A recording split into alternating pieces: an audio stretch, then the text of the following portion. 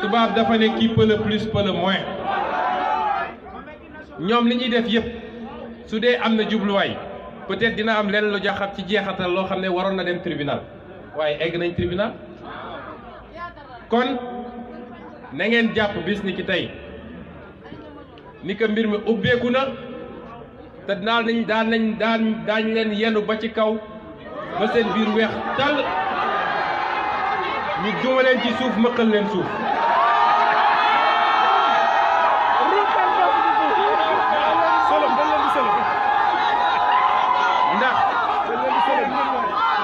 ndax yéen ñii gëm ñu di ñu topp xam ngeen ni duñu waxantu xam ngeen ni duñu wax lu ñu amul firnde yu dëgër gis nga procès bi bis bu ubbee mën nañ ko tenir ci benn fan parce que la gaaya def flagrant délit la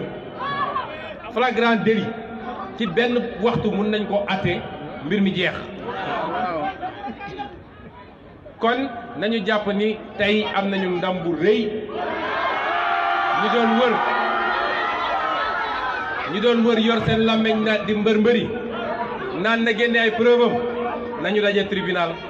bés mu jàkkaarloog juge génneel ko preuve ba mu doyal nañ fa daje rek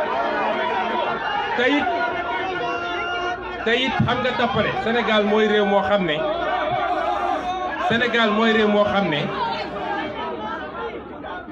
nit day nekk ci tappale gu rëy waaye yor alalam jox ay nit ñu dem ci télé rajo yi di wax daa di instrumentaliser ay organes de presse ku nekk di wax ba ñu ëpp làmmeñ ki yor dëgg loolay Sénégal waaye mbir mi simple na kan moo déposé plainte bi ñu commencé wax ba léegi le 4 mai 2018 laa bind IGE bind OFNAC le 8 mai 2018 laa déposé plainte ci taabalu Serigne Bassirou Gueye procureur loolu ñaata at la léegi mu def ñaari at wala def na ko sorewu ko en tout cas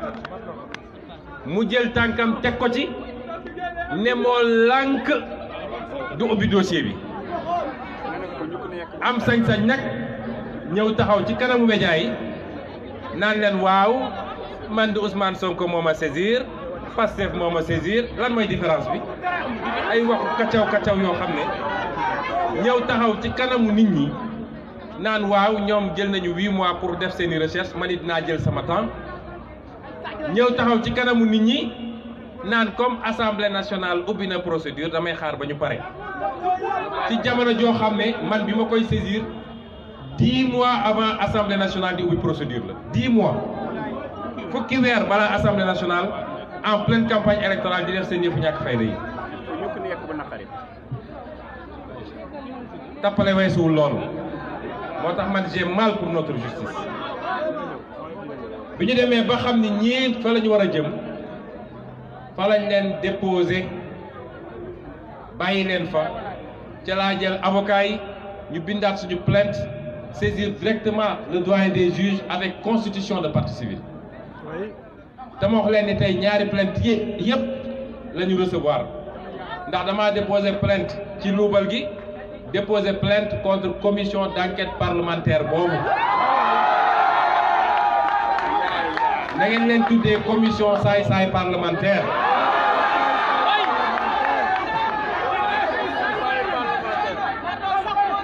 kon loola moom moo ñëw tey ba audition bi am tey te bu soobee yàlla dossier bi dinañ ko topp ba fi mu war a yegg la ñu bëgg nag ñoom moo wax leen ko xam nga acteur politique bu dem ba yàlla may ko mu yegg fii ñu yegg ñun ndax wax dëgg yàlla dootuñu tungu ne ci politique fii Sénégal d'accord nañ ko dem jàmmaarloog ñoom ci élection ñu naan 1% lay am yàlla may ñu si lim ñu ci may te suñu sàcc ci loon xam nañ ni li ñu am mën nañ ko multiplier par 2 ku toll foofu tey ci politique nga wër fu ne nga dem fa jël say renseignements généraux yëkkati administration dem nañu conservation foncière yi nekk Ndakaaru yëpp ba Rufisque dem génne ay dossier impôt lu ne pour xool ndax Ousmane Sonko mus naa luubal fukki dërëm amoo dara loo ko mën a wax fu ne nga dugg fa amoo dara gor nga mu dese la lu dul nga jóg naan xam ngeen fan laa koy jaare pour téye ko mooy jiiñ na nit ni lii da nga koo def day jiiñ ko par voie judiciaire dem justice déposer plainte ne diw def na lii nga teg tànk ci justice ne leen bu leen yëngatu daal di ne assemblée nationale wa politicien Benno Bokk Yaakaar ah nga ne leen dem leen ngeen seetal seen mbokk politicien boobu bu ko defee ñu jaaree foofu ne Ousmane Sonko li mu wax amul diffamation diffusion de fausses nouvelles waa ji ne naa def benn mandat de dépôt nag foofu amoo loo jiñ nit ki ci un acteur politique de premier plan nekk inspecteur des impôts pendant 15 ans munoo ko jiñ dara lu dul accusé na diw justice setalul diw de waaye politiciens yi setal nañ ko naa jaare foofu teg ci loxo billaahi loolu duñ ko musa nangu lum leen jaral dinañu ko jaral parce que lii ñuy def nii dinaa leen wax nag tey lan mooy seen jubluwaay baax na ma leen koy wax parce que tamit njaboot da ngay waxtaan ak moom ñoom juróomi mbir la ñuy wër dañoo am seeni laboratoire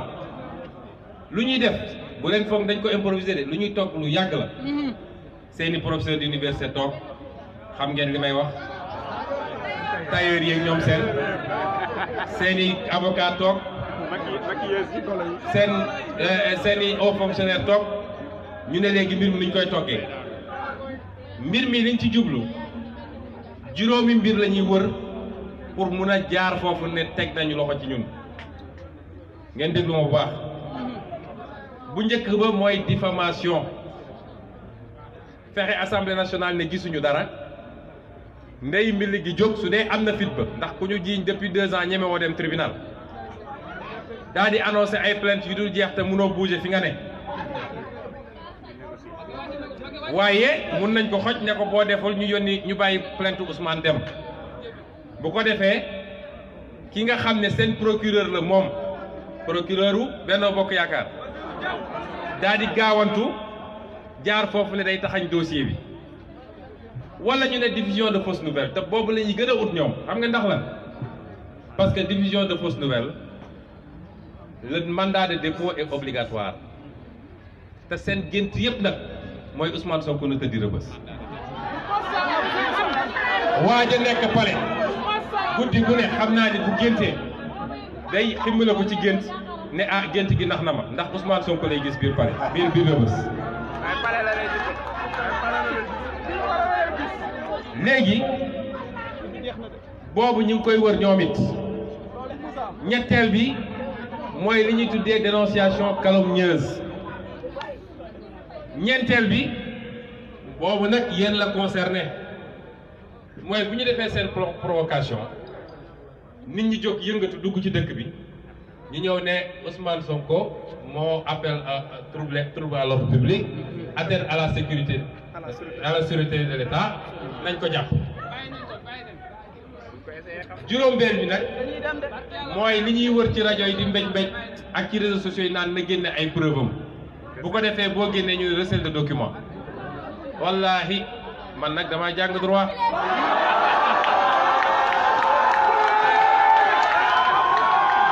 am ay avocat la wax de waxuma ay ñi wër ci télé yi ak rajo yi te duñu porté plainte moo tax ñu ne leen bés bu juge wootee ñoo koy juubal ay preuve bu mat sëkk ndax ñoo ko téye loolu la ñuy wut ci yéen la ca des nag jubluwaay bi dëgg mooy nu ñuy def ba sama casier judiciaire ñu ñuulal ko kukk sama mandat de député ñu xañ ma ko parce que loolu moom assemblée nationale moom seen objectif la ndax mennum Sonko rek waaye bu ma nee cëpp assemblée nationale ñu mel ni ay nit ñu gis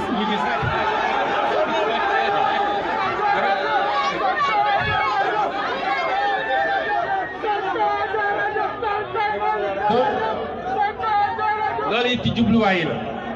moo tax ñu ne leen Macky Sall bu foogee ni moo gën a muus Sénégalais li mu foog ni mun na fexe ba créer ay diversion ba rakkam ji nga xam ne li mu def yéen ñëpp xam ngeen ko mu jël ko làq ci gannaawam dégg naa léegi sax Mauritanie la ko yóbbu ci ay daara mu toog naan day wasifa bu foogee ni mun na muusa ki waane ba loolu mu réeral ko ci bopp Sénégalais yi ndax na boppam dama ne na ngeen préparé bu xeex jotee dinañu xeex te lu xeex bi laaj dinañ ko def waaye na ngeen ci ànd ak intelligence ak stratégie parce que dañuy jël dañ leen di suruxal ay pièges di yàkkamti ngeen dugg ci pour que ñu escamoter affaire bi ba am fu ñu jaare buñ ñu gën a muus fi mu ne nii dara amagul lay xew demee assemblée nationale jarul dem jarul jege bàyyi leen ñu dem tëju naan seeni café waxtaan ba ngoon ñu ne voté nañu résolution waaye fii lañ ñuy fekk da ngeen xam ni bis ni ki tey nag ñoom lu ñu def foofu c'est illégal parce que instruction commencé na ma wax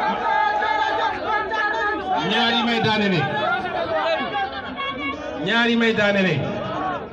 am nga ay projet de loi sax waxu ñàkk fayda yooyu buñ ko fi andee sax dañ leen di fay daal parce que ñoom noonu la ñuy def dañuy sondé bu ko defee nit ñi ne ci di wax mu jox leen fit da ngeen leen bare ba ñu yël seen projet de loi naan dañ koy yóbbu moo tax buñ leen fulal même dans les réseaux sociaux bu leen fulal seen waaju xaye di googu bi mu ko waxee démb dem na benn débat dañ ko faa fete ba ndekete moom ñaari phrase yu mat sax mënu koo wax mu naan day bind projet de loi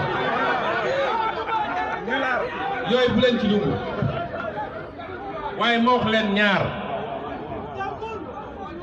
lii lépp nag xam ngeen lu ko wund Macky Sall moom Macky Sall parce que suñ toogee fi sax di wax député yi dañuy ñàkkal suñu bopp dañuy wàññee suñu valeur parce que ñoom amuñu valeur mais Macky Sall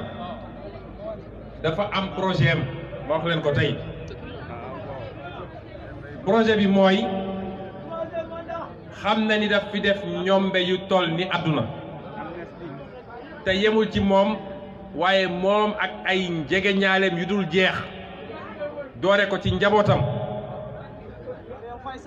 mu bëgg nag nu muy naxee Sénégalais ba ñëpp d'accord ñëw toog waxtaan mooy dialogue national bi mu woote.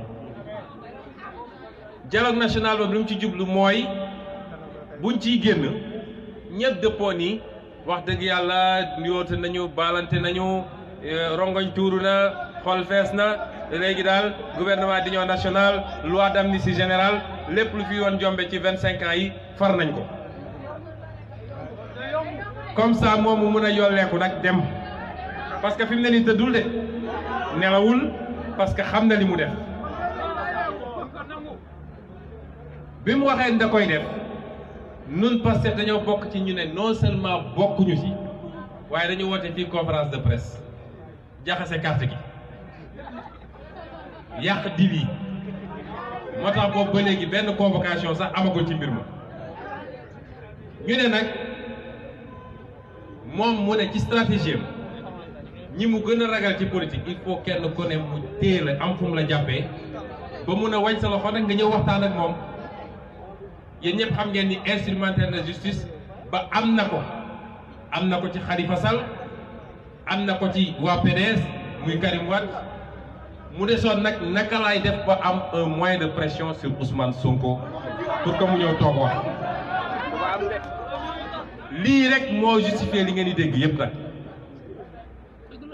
ma waxaat ko fii mu dégg ko ñun waxtaanuñoo ak moom dialogue wuñu nee na moo gagné réew maa ngi nii administration ngi nii budget ngi nii armée ngi nii Pointe de Sarène ngi nii na tukki na gouverner na appliquer programme am ngalla waaye nañu bàyyi ñun ñu opposé wu nous sommes des opposants.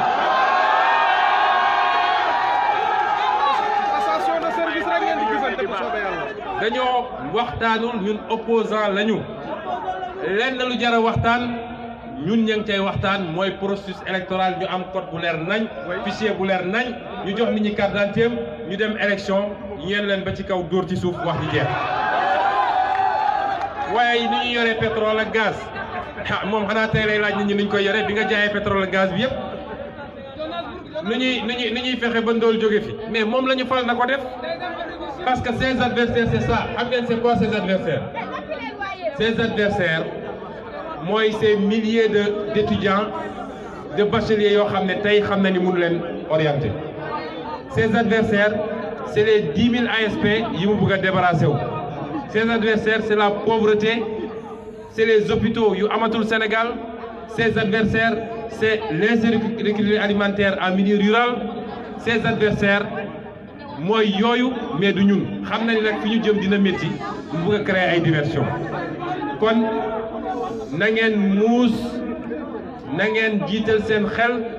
bu ñu nangu ñu manipuler leen ba ngeen dugg ci li ngeen warul dugg la ca des nag ñoo ngi gërëm ñëpp di wax ni nag la démocratie sénégalaise l'état de droit sénégalais dafa doy waar ndax dossier bi